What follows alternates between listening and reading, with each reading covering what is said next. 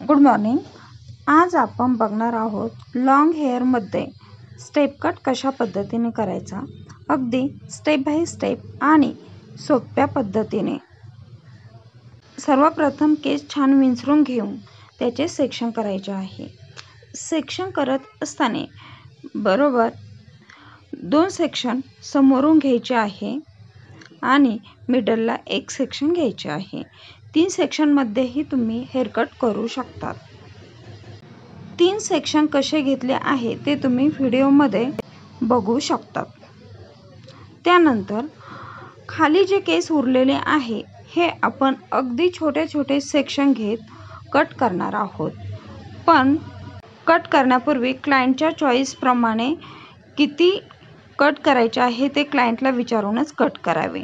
नंतर क्लायंटच्या चॉईस प्रमाणे आपल्याला एक गाईडलाईन भेटते, त्या गाईडलाईनच्या मदतीनेच आपण हेअर कट करणार आहोत।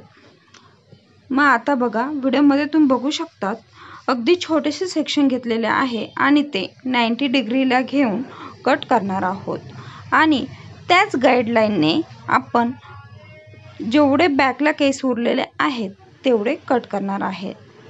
त्यानंतर हे सर्व हेअर कट करून झाल्यानंतर मिडलचे सेक्शन सोडायचे आहे आणि ते खालच्या केसांमध्ये व्यवस्थित मिक्स करायचे आणि ते देखील गाईडलाईनच्या मदतीनेच कट करायचे आहे। अगोदर आपण ज्या पद्धतीने छोट्या छोट्या बट घेत गाईडलाईन घेत हेअर कट केला, अगदी त्याच पद्धतीने आपण वरचे सेक्शनही करून घेणार आहोत।